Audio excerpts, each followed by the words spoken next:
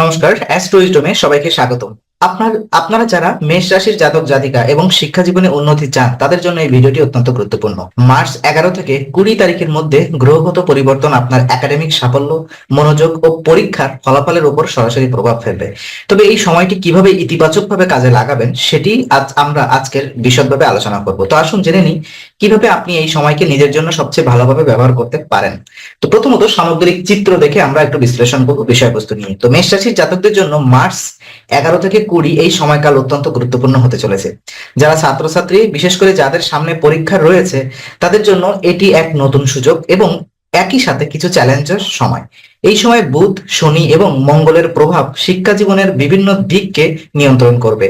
বুধ যেখানে বুদ্ধিমত্তা এবং বিশ্লেষণ ক্ষমতা বৃদ্ধি করবে, সেখানে শনি কিছুটা বাধা সৃষ্টি করতে পারে। মঙ্গল আপনাকে আত্মবিশ্বাসী করে তুলবে, কিন্তু এটি কখনো কখনো অস্থিরতা সৃষ্টি করতে পারে।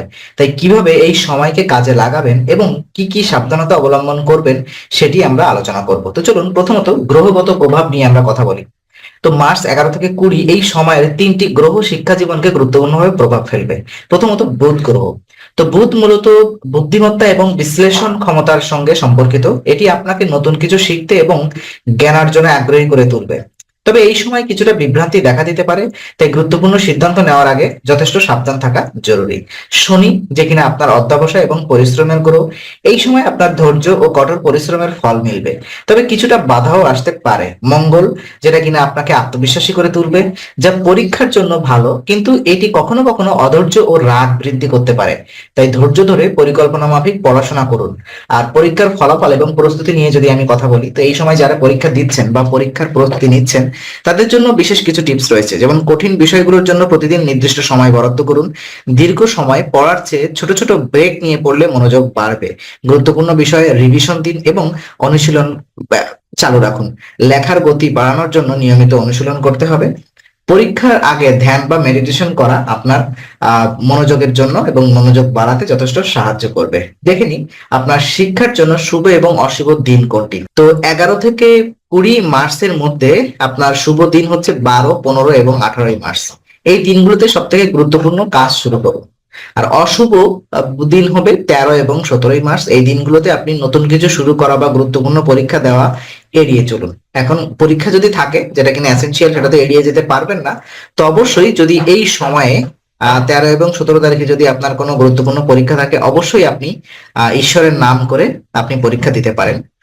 ভগবান শ্রীকৃষ্ণের নাম করে আপনি ঘর থেকে বেরোতে পারেন এবং আপনার যারা বয়স্ক মা বাবা, দাদু ঠাম্মা যারা ঘরে থাকে তাদেরকে আপনি প্রণাম করে তাদের কাছ থেকে আশীর্বাদ নিয়ে আপনি বেরোতে পারেন, যেটা কিনা আপনার জন্য যথেষ্ট ইতিবাচক শক্তি, ইতিবাচক প্রভাব বলয় তৈরি করবে। শুভ সময় সকাল 7টা থেকে 9টা ও রাত 10টা থেকে 12টা। এই সময় পড়াশোনা করলে বেশি সুফল পাবেন। ওকে, আমি আবারও বলি, শুভ সময় এই পিরিয়ডে আপনি 11 থেকে 20 তারিখের মধ্যে সকাল 7টা থেকে 9টা পর্যন্ত এবং রাত 10টা থেকে 12টা পর্যন্ত আপনি পড়াশোনা করার চেষ্টা করবেন, যেটা কিনা আপনার ইতিবাচক একটা প্রভাব তৈরি করবে। তো পড়াশোনায় মনোযোগ বাড়ানোর কিছু কৌশল, যেটা হচ্ছে আপনার নির্দিষ্ট লক্ষ্য স্থির করে পড়াশোনা করুন। অল্প সময় ধরে ব্রেক নিলে পড়লে বেশি মনে থাকবে। শারীরিক এবং মানসিক সুস্থতার জন্য নিয়মিত ব্যায়াম করুন। ধ্যান বা মেডিটেশন করলে মনোযোগ অনেক বৃদ্ধি পাবে।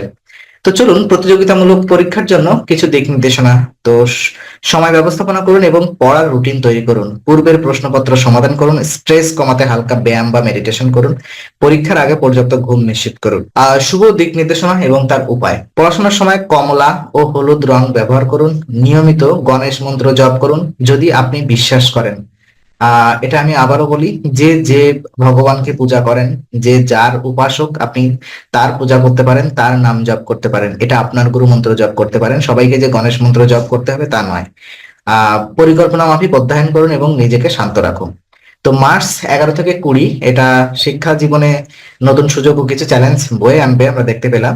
যারা এই সময়টাকে সঠিকভাবে কাজে লাগাতে পারবেন তারা ভালো ফলাফল অর্জন করবেন। ধৈর্য, পরিশ্রম এবং পরিকল্পিত অধ্যয়নই হবে সফলতার চাবিকাঠি।